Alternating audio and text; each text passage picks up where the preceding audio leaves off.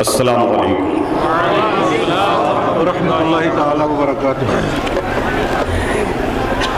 जैसा कि हज़रत ने फरमाया, हकीकत ये है कि 2 या 3 मरतबा मुझसे पूछा गया कि हज़रत कुर्सी बुलवा लें। चूँकि मैं देख रहा हूँ कि अगर अल्लाह ने हमें आले रसूल बनाया है तो ये तमाम हजरात नायब रसूल हैं। अगर ये नायब रसूल आले रसूल का अदब करते हैं तो आले रसूल के लिए भी ज़रूरी है कि नायबीन रसूल का एहतराम करें। इसलिए मैंने कुर्सी पर बैठने के बजाय खड़े होने को तरजीह दी। अल्हम्दुलिल्लाह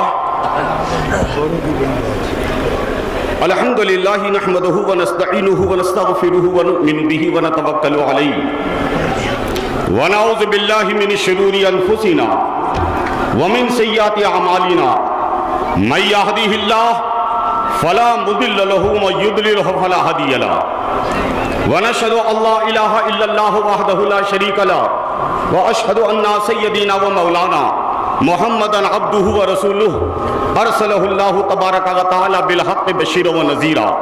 अम्मा बाद फ़ाऊज़ु बिल्लाहि मिनश शैतानिर रजीम बिस्मिल्लाहिर रहमानिर रहीम। व मय युअज़्ज़िम शाइरल्लाह फ़इन्नहा मिन तक़वल क़ुलूब। सदक़ल्लाहुल अज़ीम व सदक़ रसूलुहुन नबिय्युल करीम व नहनु अला ज़ालिका लमिनश शाहिदीन व शाकिरीन वल्हम्दुलिल्लाहि रब्बिल आलमीन। औज़ु बिल्लाहि मिनश शैतानिर रजीम। इन्नल्लाह व मलाइकतहु युसल्लूना अलन नबी या अय्युहल्लज़ीना आमनु सल्लु अलैहि व सल्लिमू तस्लीमा।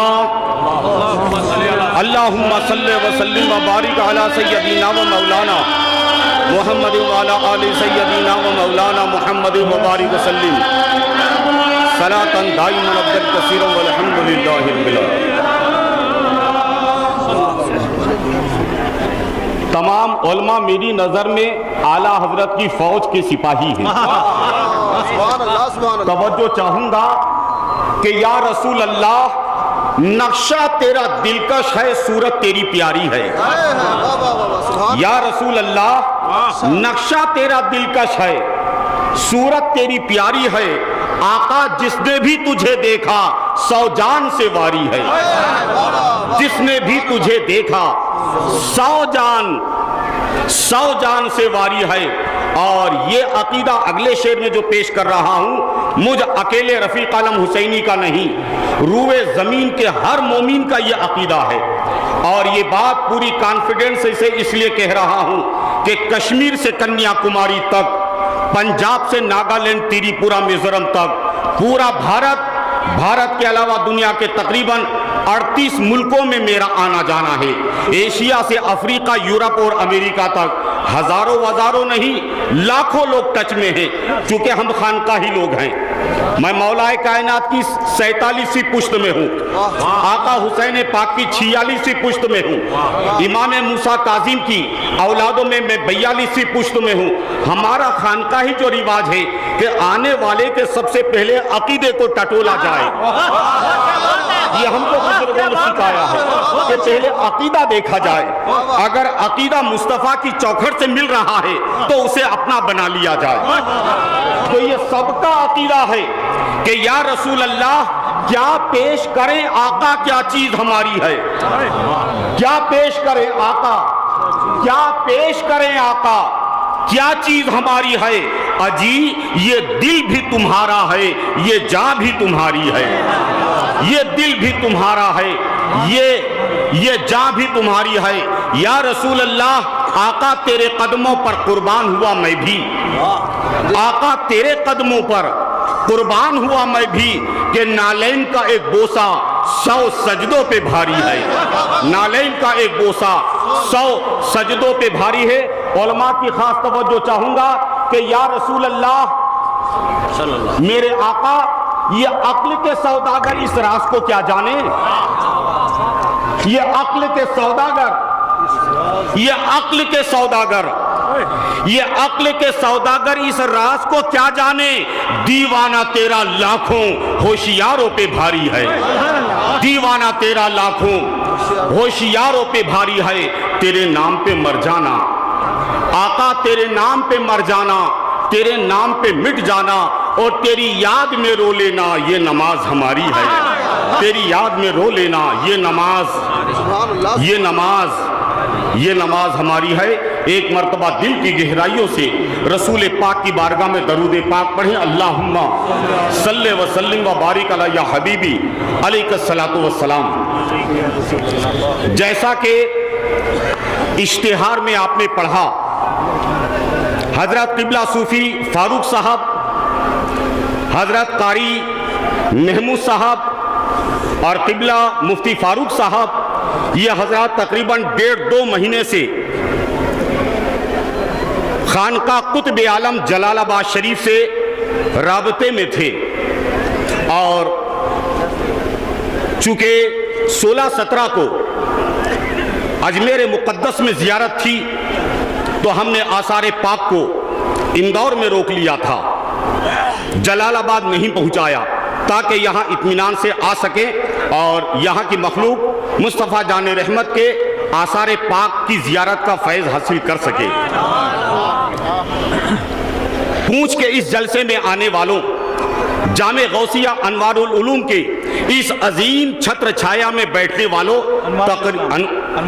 अनवारुल इस्लाम, माशा अल्लाह, जामे गौसिया अनवारुल इस्लाम, इसकी छत्र छाया में बैठने वालों, तकरीरें हमेशा से सुनते आए हो, आइंदा भी तकरीरें सुनते रहोगे। जो नेमतें जामे गौसिया के जिम्मेदारों ने आपके दीदार के लिए बुलवाई हैं, मैं ये चाहता हूं कि कुछ देर उन आसारे पाक का मैं जिक्र कर दूं। आसारे पाक कितनी तादाद में है? भाई तुम लोगों ने अन्नम तिन्नवा जेवन झाला का खाना वाना तो खा लिया ना आप लोगों ने, फिर आप लोगों की आवाज कम आ रही है। और देखो एक बात बताऊं, पूछ वालों, जो लोग कम बोलते हैं तो मुझे थोड़ा डाउट होता है। करीब 30 साल पहले की बात है, दिल्ली में हमारे सिलसिले के एक अजीम बुजुर्ग हैं मिर्जा मजहर जाने जाना, चितली कब्र पर है। मैं वहां फातिहा पढ़ रहा था तो अमरनाथ के 3 साधु वहां आए हुए थे फातिहा के लिए। मैंने अपनी वो जो आपस में बात करने के मौजू पर बातचीत कर रहे थे, मैंने अपनी फातिहा पढ़ी और वो अमरनाथ से आए हुए तीनों साधुओं के पास बैठ गया और मैंने कहा, बाबा जी आप लोग बहुत देर से बोलने के सब्जेक्ट पर डिस्कस कर रहे हैं, तो इतना बता दो कि कौन कौन नहीं बोलता, इसलिए कि मैं स्पीकर आदमी हूं, बोलना और लोगों से बुलवाना ये मेरा काम है। तो जो उसमें सीनियर थे, तकरीबन 85 साल की उम्र होगी, वो साधु बाबा मुझसे कहने लगे कि बेटा सिर्फ 2 लोग नहीं बोलते, बाकी सब बोलते हैं। तो मैंने कहा बाबा जी बहुत अच्छा आपने बताया, आप नोट करवा दीजिए कि 2 कौन कौन नहीं बोलता। अगर मेरी भाषा तुम्हारी समझ, जैसे मेरी जो भाषा है, मैं अरवल्ला आदमी हूं, वकटे रेंडू आयदू नालगू मुड़ू एरू आड़ू इमिदी तिमिदी पदी, चलेगा क्या वो? कोशिश करता हूं कि आपसे आपकी भाषा में बात करूं। तो मैंने कहा बाबा जी वो 2 कौन कौन नहीं बोलते वो जरा बता दीजिए, मैं नोट कर लेता हूं। तो वो बुड्ढे बाबा ने बोला कि बेटा एक तो वो नहीं बोल, 2 लोग नहीं बोलते। मैंने कहा बाबा कौन कौन से? बोले बेटा एक तो वो नहीं बोलता जिसको घर में झांसी की रानी ने भत्ता नहीं दिया हो। समझ गए भत्ते का मतलब? और झांसी की रानी का मतलब भी समझ गए ना? रात दिन आप लोगों का भी टकराव घर में होते ही होगा ना, झांसी की रानी को कौन भूल सकता है? तो बोले बेटा एक तो वो नहीं बोलता जिसको घर में झांसी की रानी ने भत्ता नहीं दिया हो, पेट में कुछ है ही नहीं तो बोलेगा कहां से? मैंने कहा बाबा बहुत अच्छा शुक्रिया आपका, शानदार एड्रेस दिया, जल्दी से बोलो कि दूसरा कौन सा नहीं बोलता। तो बोले बेटा आप क्या बोलूं, बोलूंगा तो बोलेगा कि बोलता है। मैंने कहा बाबा बोल ही दो। तो बोले बेटा दूसरा वो नहीं बोलता जिसने यहां तक ठूस लिया हो, सांस लेना हराम है तो बोलेगा कहां से? अनवारुल इस्लाम जामे गौसिया के जलसे में आने वालों, अगर चुप रहे तो मुझे डाउट होगा कि इधर के हैं या तो कितने आसारे पाक जलालाबाद शरीफ से आए हैं? ये है मर्दों की आवाज और मैं मर्दों को ही ज्यादा पसंद करता हूं। नक्को रे बाबा, कितने आसार? नंबर 1 पर उलमा की तवज्जो चाहूंगा। अल्लाह की इज्जत की कसम, बाल कहां से निकलता है? जिस्म से। बाल कहां से निकलता है? जिस्म से। तो बाल जिस्म का एक हिस्सा है हजरत, बाल जिस्म का एक हिस्सा है। आज जामे गौसिया अनवारुल इस्लाम में जिस किसी ने सरकार के बाले मुबारक की जियारत की, वो कल कसम खाकर कह सकता है कि लोगों, मैं वो मुकद्दर का सिकंदर हूं कि मैंने जामे गौसिया में जिसमें रसूल के एक हिस्से की जियारत की है।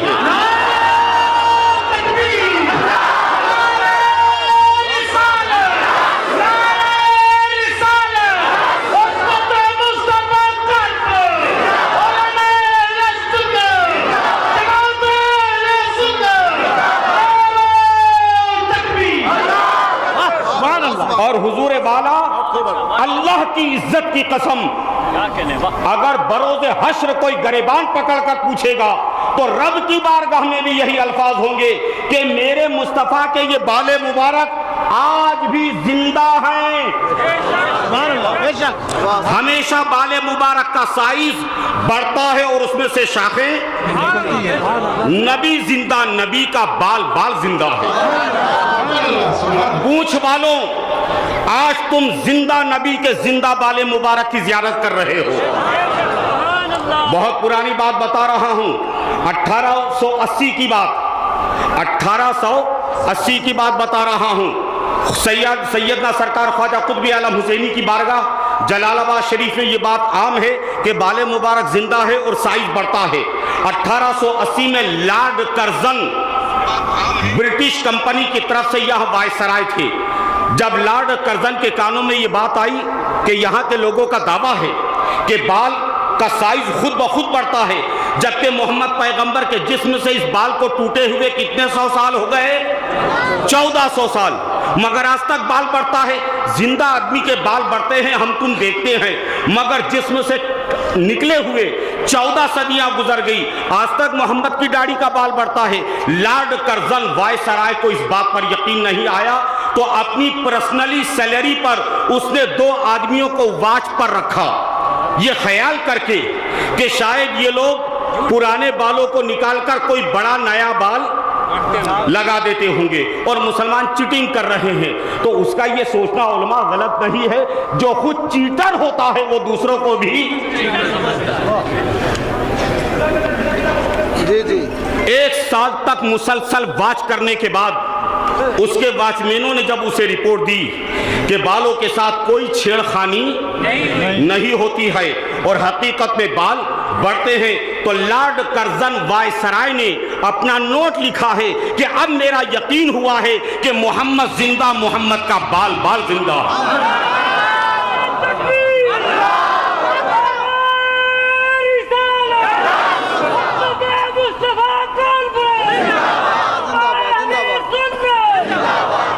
आज आप जामे गौसिया अनवारुल इस्लाम के इस अजमत मुस्तफ़ा कॉन्फ्रेंस के जलसे में आने वालों, तुम अपने आका के जिंदा बाले मुबारक की जियारत करने जा रहे हो। नंबर 2 पर मुस्तफ़ा जाने रहमत की मुकद्दस काली कमली शरीफ है। अल्लाह की इज्जत की कसम उलमा,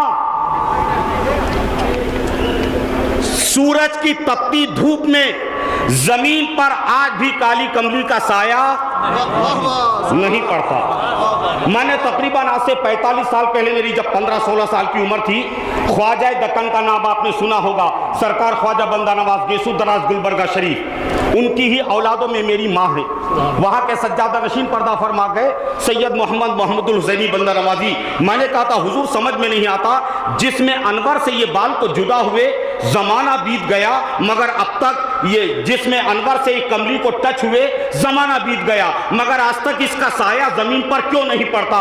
तो ख्वाजा बंदा नवाज के सज्जादा ने कहा कि बेटा हुसैनी, जमीन पर साया पड़े पड़े चाहे न पड़े, मगर ईमान रखना कि कयामत के दिन इस उम्मत के सर पर इसी काली कमली का साया होगा।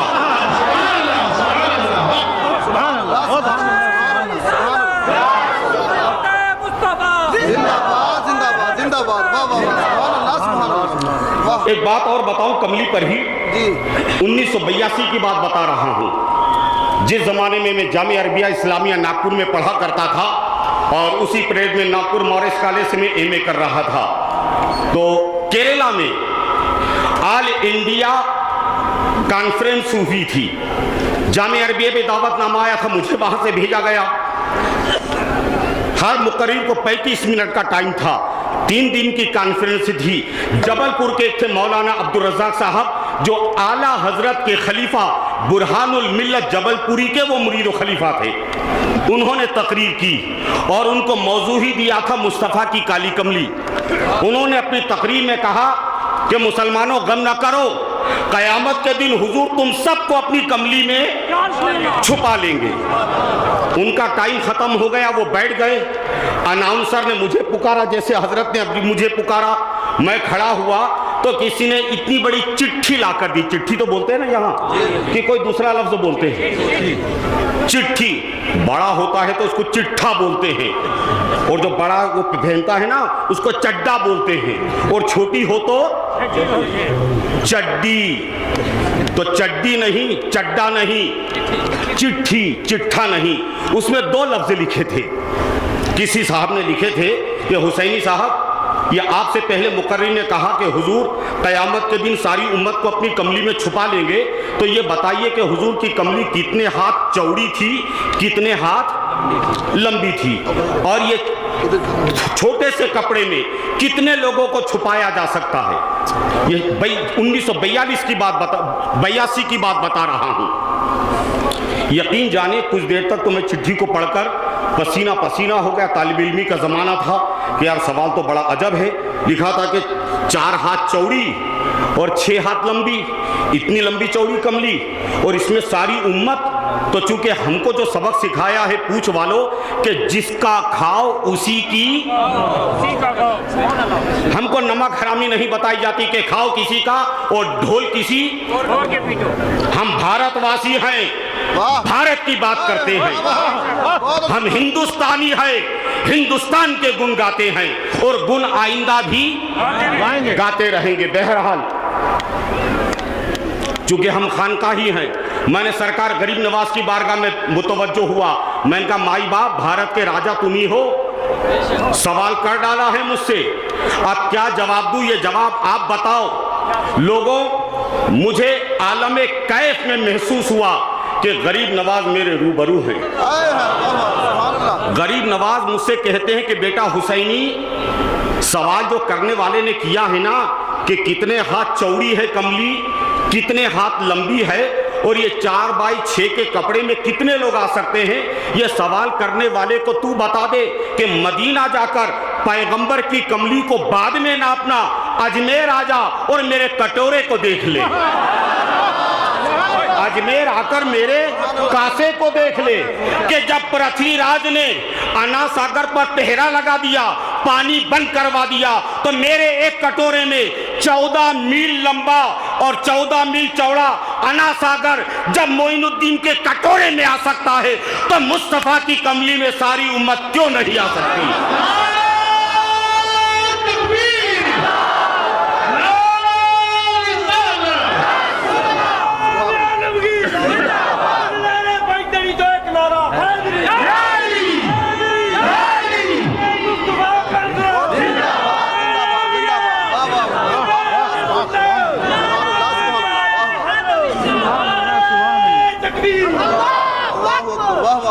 वो मुकद्दस काली कमली की अभी आप ज़ियारत करने वाले हैं। नंबर 3 पर हुजूर पाक अलैहिस्सलाम के कदम मुबारक के निशान हैं। और हुजूर के कदम के निशान के मुतालिक मैं क्या बोलूं? इन आलिमों ने हजारों बार आपको बताया होगा कि हाजी जाता है काबे की ज़ियारत के लिए, हाजी जाता है काबे का तवाफ करने, अल्लाह के घर की ज़ियारत यानी हज करने, मगर कुरान क्या कहता है हाजियों से कि वत्तखिज़ु मिन मकाम इब्राहीम मुसल्ला।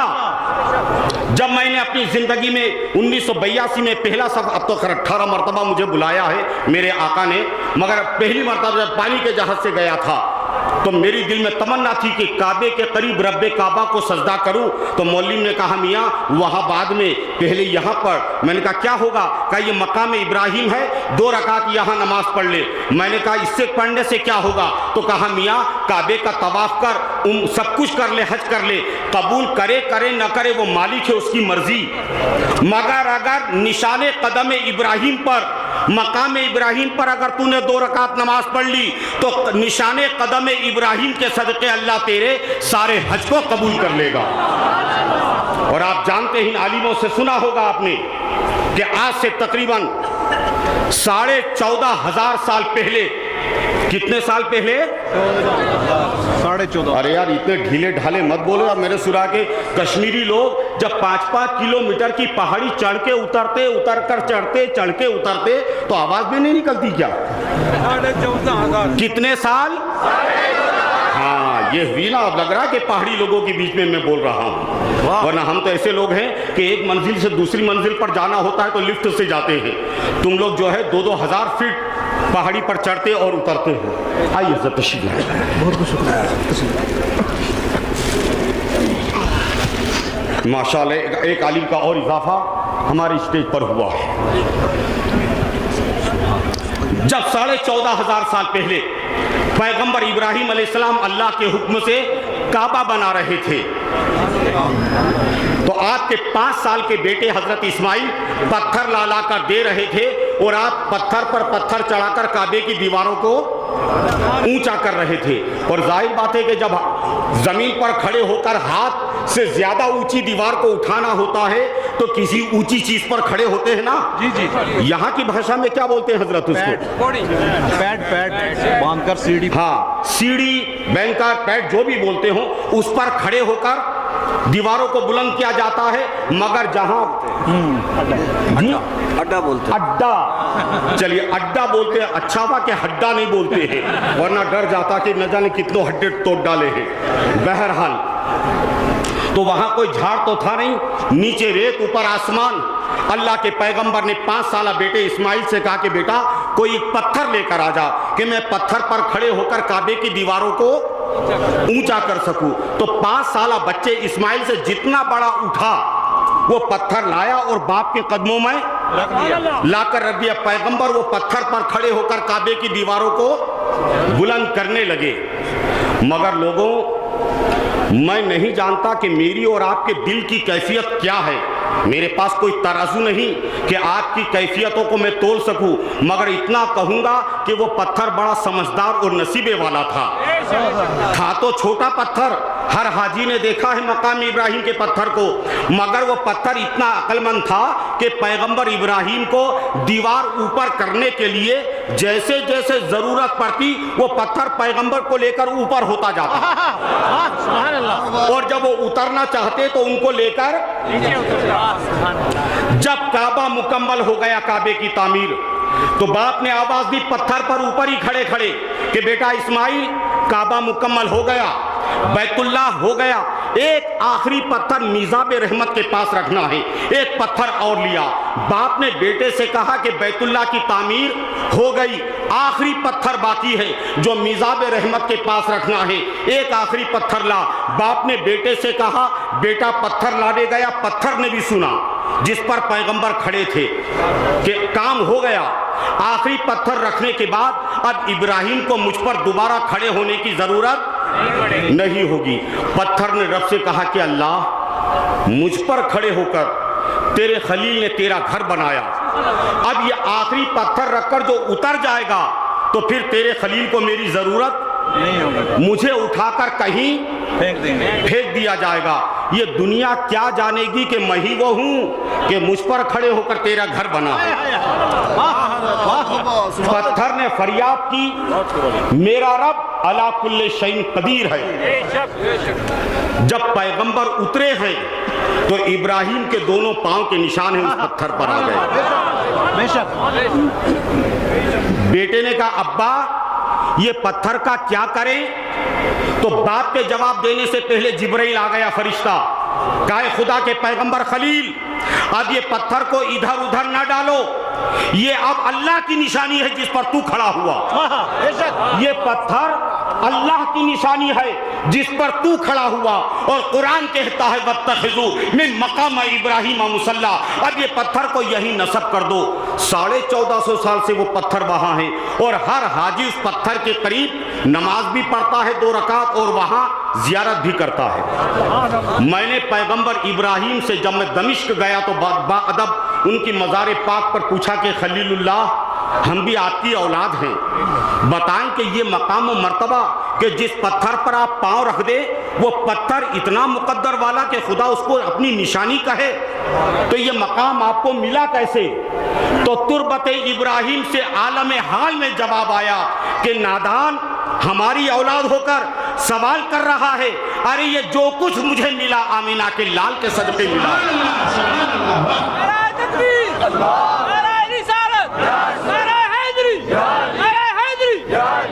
आज जामे गौसिया वाले जिस अजमत मुस्तफ़ा का रेफरेंस कर रहे हैं, उसी मुस्तफ़ा का सदका है कि खुदा ने मुझे अपना खलील बनाया। पूछ के इस जलसे में आने वालों अंदाज लगाओ कि पैगंबर इब्राहिम जहां पांव रख दे वो पत्थर अल्लाह की निशानी, तो खुद अल्लाह के महबूब ने जिस पत्थर पर कदम रखा होगा,